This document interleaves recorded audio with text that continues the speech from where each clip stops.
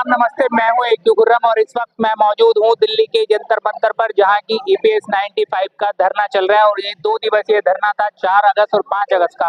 आज इसका आखिरी दिन है। यहाँ पर देश के कोने कोने से लोग पहुंचे। कर्मचारी, जो रिटायर कर्मचारी हैं, वो मांग कर रहे हैं अपनी पेंशन के लिए, और वो पेंशन इनको कब तक मिलेगी, नहीं मिलेगी, सिर्फ इनको आश्वासन ही मिल रहे हैं। इस वक्त देश के कोने कोने से, हर एक राज्य से, यहाँ पे कश्मीर से कन्याकुमारी तक हर एक राज्य से लोग यहाँ पहुंचे हैं अपनी डिमांड को रखने के लिए। और उनकी जो मुख्य डिमांड वो है कि 7500 रुपए इनका कम से कम जो है वो पेंशन भत्ता होना चाहिए। ये इनकी मांग है। जो मुख्य मांग है वो ये है। यहाँ मौजूद लोगों से हम जानेंगे कि आज जो ये आखिरी दिन है, जो समापन का दिन है इनके धरने का, उसमें क्या यहाँ से निष्कर्ष निकल के आया है, हम यहाँ मौजूद लोगों से जानने की कोशिश करेंगे एक एक करके। ठीक है, आप कहाँ से हैं? कर्नाटक से। आप भी कर्नाटक से हैं, ठीक है। तो कितने लोग आए वहाँ से? कब से आपकी कर्नाटक से 300 आदमी आया। 300 आदमी आए। तो आपका जो ये पेंशन पेंडिंग है, कितने टाइम से पेंडिंग है? तो 2014 तक इधर से पेंडिंग है। 2014 के बाद नहीं आया, यानी कि पूरे के 10-11 साल हो गए। किस डिपार्टमेंट में काम करते थे आप? तो KSRTC का रोड ट्रांसपोर्ट में ड्राइवर था। ड्राइवर थे रोड ट्रांसपोर्ट में। अब जब 2014 तक पेंशन आ रही थी, वो कितनी आती थी? 3,000 रुपए आता। 3,000 रुपए, 2,000-3,000 पर मंथ आता था। 3,000 नहीं, 3,000 बोले तो 40 साल वो काम करना पड़ेगा। अच्छा, जो 40 साल काम करेगा तो उसको 3,000 आता है। अभी 25 साल का रहे तो 2,000 3,000। अच्छा, तो 2,000-3,000 में कैसे गुजारा होता ना, इसलिए वो ठीक कर रहे हैं ना। हाँ। वो देता ही नहीं ना। तो आज का जो धरना हुआ, यहाँ ज्ञापन भेजा आपने, MP भी आए हैं, 1-2 कल आए थे, तो क्या उन्होंने आश्वासन दिया है? आ गया ऐसा क्या बोल गए, उतना नहीं आएगा। जी हाँ। सर, आपका क्या नाम है? मेरा नाम राजेंद्र सिंह है, मैं दिल्ली से हूँ। दिल्ली से है। किस डिपार्टमेंट में आप काम करते थे? Food corporation of India. Corporation of India में आप काम करते थे। 38 साल की सर्विस के बाद मेरे को 1,800 रुपए पेंशन मिल रही है। अच्छा। 86 लाख कर्मचारी हैं जो EPFO के तहत अपनी डिमांड के लिए लड़ रहे हैं। देश के स्टेट से आज बहुत सारे लोग आए हैं, सारे 70 प्लस हैं। सरकार के हमारे श्रम मंत्री से कई बार हमारे प्रतिनिधियों की बातचीत हुई है, ठीक है, लेकिन आश्वासन के अलावा अभी तक नहीं मिला। हमारा एक एक करके हमारे साथी बिछुड़ते जा रहे हैं, क्योंकि 70 साल के बाद तो किसी का कुछ पता नहीं। सही बात है। और मेरे को 1,800 रुपए पेंशन मिलती है। 1,800 रुपए में मेरा मेडिकल का या खाने खर्चे का पत्नी कर मेरा गुजारा नहीं होता। कहाँ से आप आए? उत्तराखंड से। क्या नाम है आपका? नाम राजेंद्र सिंह। किस डिपार्टमेंट में आप मैं कार्य रखते हैं? निगम में था, यानी फॉरेस्ट कॉर्पोरेशन। आप फॉरेस्ट में थे। और रिटायरमेंट होने के बाद पेंशन वही 2,500 रुपए मिलती है। इसमें हम लोगों को गुजारा निकलता है। और हमारे साथी जो कि 10 साल से जो है पेंशन के लिए जो है संघर्ष कर रहे हैं, लेकिन अभी भी सरकार जो है किसी प्रकार से सुनवाई नहीं कर रही है। और शायद हमको लगता है कि ये इस प्रकार की निकम्मी सरकार हमको पहली बार देखने को मिली है, जो कि कर्मचारियों की बात नहीं सुनती है। अब ये लगा लीजिए कि देश को चलाने वाले यदि है, सर्वप्रथम सबसे बड़ी भूमिका कर्मचारियों की होती है, क्योंकि कर्मचारियों के बिना देश का काम नहीं चल पाएगा। और 40 साल तक लगातार सर्विस करने के बाद यदि कर्मचारियों को पेंशन नहीं दी जाती है, तो शायद इस सरकार के लिए डूब मरना है। और हम ये बता देते हैं कि जो विधायक, जो सांसद केवल 5 साल तक काम करते हैं, उनको पेंशन और घूमने के लिए पूरी सुविधाएं, हर सुविधाएं से वो जो है हर सुविधाओं में लीड रहते हैं, मस्त रहते हैं। लेकिन जिन कर्मचारियों ने जो सैलरी में से भत्ता कटता था, कितना कटता था? 12% जो है पेंशन के रूप में जो है हमको हमारे केंद्र सरकार का था, लेकिन इन्होंने जो है पेंशन के रूप में वही 1,500 2,000 रुपए की धनराशि हमको देते हैं, जो कि हमारे इस महंगाई के जमाने में हम लोगों का भरण पोषण नहीं हो पाता है, हमारे परिवार का भरण पोषण नहीं हो पाता है। 2 दिन का आपने धरना दिया दिल्ली के जंतर मंतर पे, आपके नेताओं ने भी यहाँ पे बोला है, MP भी 1-2 आए। देखिए जी, MP आए हैं, पिछली बार भी। क्या फायदा यहाँ से नजर आता है, या कुछ अगला कदम उठाना पड़ेगा? देखिए जी, जब तक हमारे प्रधानमंत्री योगी नरेंद्र मोदी जी हैं, जब तक उन्होंने वास्तव में अपनी जनता के प्रति अपना ध्यान नहीं दिया, अगर उन्होंने वास्तव में अभी तक जो स्थिति चल रही है वो केवल अमीरों पर उनका ध्यान है। वो तो कहते हैं सबका साथ सबका विकास। अरे तो सबका विकास कुछ नहीं हो रहा है, सबका साथ भी कुछ नहीं हो रहा। यदि सबका साथ होता कि विभिन्न राज्यों से, पूरे राष्ट्र से तमाम सेवानिवृत्त कर्मचारी यहाँ पर नहीं आते हैं, उनके दिनपुर का विकास प्रधानमंत्री जी अगर देखना चाहते तो, क्योंकि किसी का कोई विकास नहीं हो रहा है।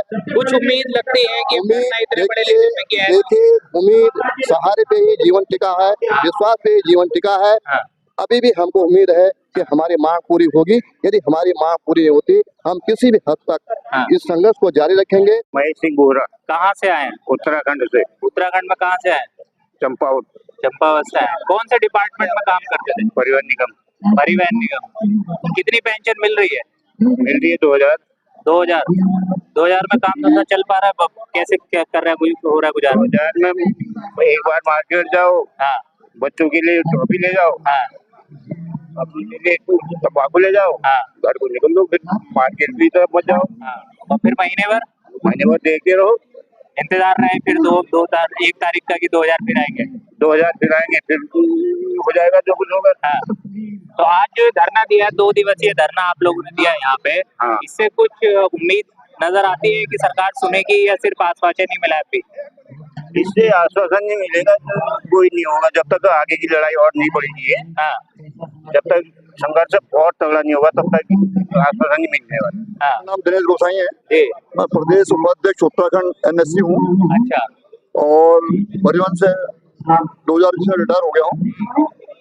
मात्र 38 साल नौकरी करने के बाद 3000 पेंशन मिलती है। जी पेंशन तो सरकार को करनी पड़ेगी, चाहे हमको ईंट से ईंट हो जानी पड़े। ठीक है।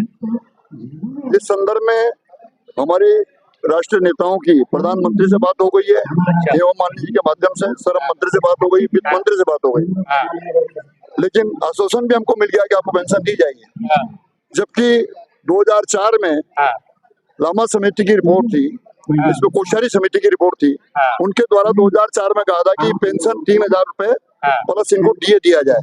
अच्छा। बीजेपी ने अपने चुनाव घोषणा पत्र में इस बात को कहा था हाँ कि हम ये पेंशन बढ़ाएंगे, हाँ लेकिन वो आज तक नहीं हुआ। हाँ।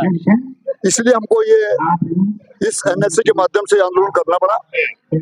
आज भी अभी 22 सांसद हमारी तरफ थे जो अंजर मंच पर आए थे, अभी 22 सांसद आ चुके हैं आज। अच्छा।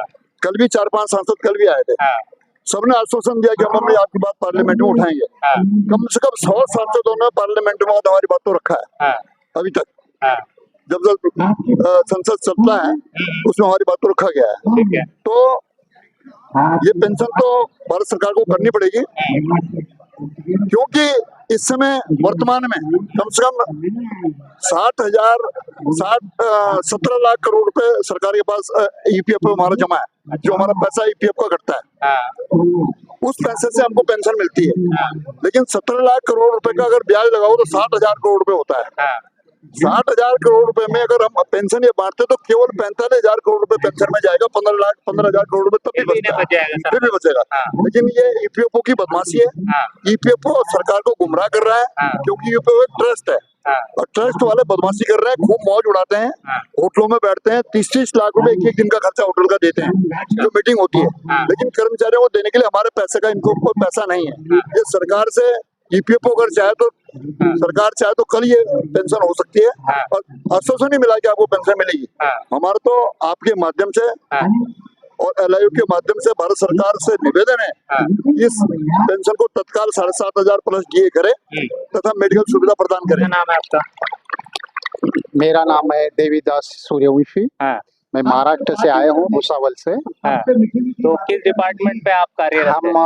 रोडवेज डिपार्टमेंट से काम, MSRTC से कार्यरत थे। हाँ।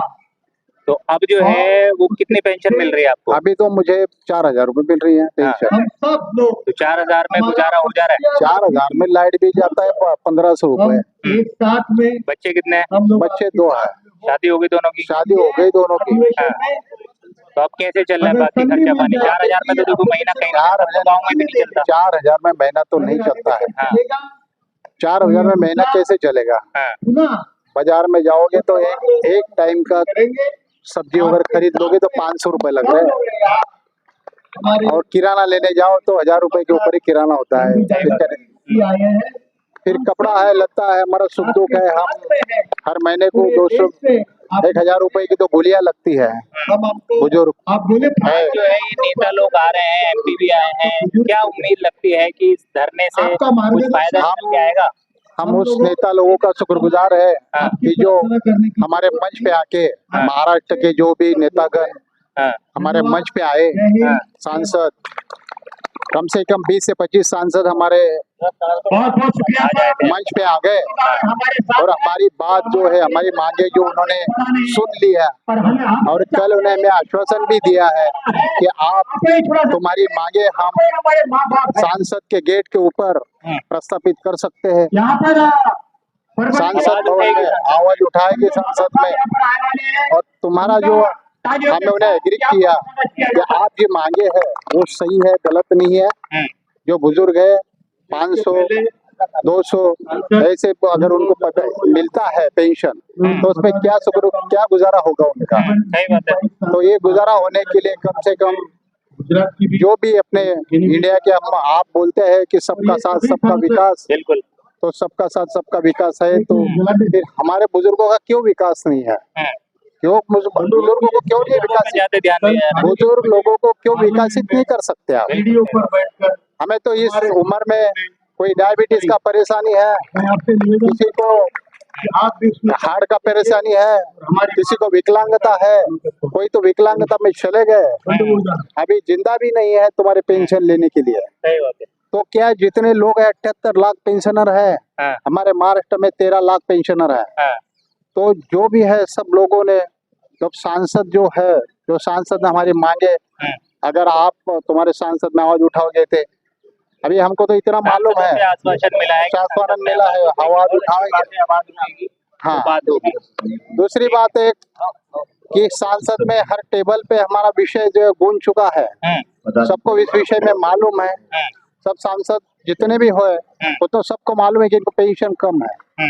हमें पेंशन ज्यादा से ज्यादा 7,500 या तो उसके ऊपर डीए और हमारी जो सुविधा है मेडिकल सुविधा वो मिलना चाहिए। दिल्ली के जंतर मंतर पर 2 दिवसीय EPS 95 का धरना चल रहा है, जिसका आज आखिरी दिन है और इस धरने में तमाम MP लगभग 20 से 25 MP यहाँ पर आए और उन्होंने स्टेज पर आकर इन तमाम रिटायर कर्मचारियों को यह आश्वासन दिया कि हम आपकी बात संसद में और संसद के बाहर हम जरूर उठाएंगे और सरकार से जो इनकी मांग है कि इनकी पेंशन को कम से कम 7,500 रुपए किया जाना चाहिए, वो मांग संसद में उठाने का वादा ये यहाँ से सांसद जो करके गए हैं। अब देखना ये है कि सरकार कब तक इनकी बातें सुनती है और कब तक इनकी बात मानती है। हालांकि ये धरना लगभग 10 साल से चल रहा है और 10 साल में स्थिति जस की तस है। किसी को 1,000 रुपए पेंशन मिलती है, किसी को 2,000, किसी को 3,000। तो क्या बढ़ती हुई महंगाई में और इन परिस्थितियों में जो है क्या वो 1,000, 2,000, 3,000 में महीने भर का गुजारा करना दो लोगों को, पति और पत्नी के लिए क्या मुमकिन है? बिल्कुल नामुमकिन है। उसके बावजूद भी 60 साल 70 साल की उम्र में जबकि दवाइयों का साथ होता है और भी परेशानियां होती हैं, उसके बावजूद भी ये लोग अपने 2-3 हजार रुपए महीने में गुजारा करने पर मजबूर है। सरकार इनका पैसा ही इनको नहीं दे रही है। ये इन लोगों का कहना है कि हमें कम से कम 7,500 रुपए हमें पेंशन मिलनी चाहिए, प्लस डीए मिलना चाहिए। ये इनकी मांग चल रही है, लेकिन सरकार इसको सुनने के लिए तैयार नहीं है। इनका कहना है कि हमारा ही पैसा है, यानी कि काम करते थे रिटायर होने से पहले इन्हीं की सैलरी में से काटा जाता था और वो पैसा आज की तारीख में 70 लाख करोड़ इकट्ठा हो चुका है। इनका कहना है कि अगर उस पैसे के ब्याज से ही अगर हमें सैलरी देना चाहे, 46-86 लाख लोग हैं जो जिनकी पेंशन दी जानी है, तो उस ब्याज के पैसे से ही सैलरी इनको पेंशन दी जा सकती है। लेकिन कहीं ना कहीं सरकार इन चीजों में अनदेखी कर रही है। हर चीज पे खर्चा है, फंड है, लेकिन इनका पैसा ही इनको नहीं मिल पा रहा है। आज इन तमाम सांसदों ने इनको आश्वासन तो दिया है, लेकिन आश्वासन इन्हें पिछले 10 साल से मिलता हुआ आ रहा है। क्या वो आश्वासन से ही काम चलेगा या फिर पेंशन इनको मिलनी शुरू हो जाएगी? देखना है कि कितना वक्त और लगेगा, 10 साल की लड़ाई कितनी आगे और जाएगी। सड़क से संसद तक की हर एक खबर को जानने के लिए हमारे चैनल सलाम भारत को सब्सक्राइब करें। धन्यवाद।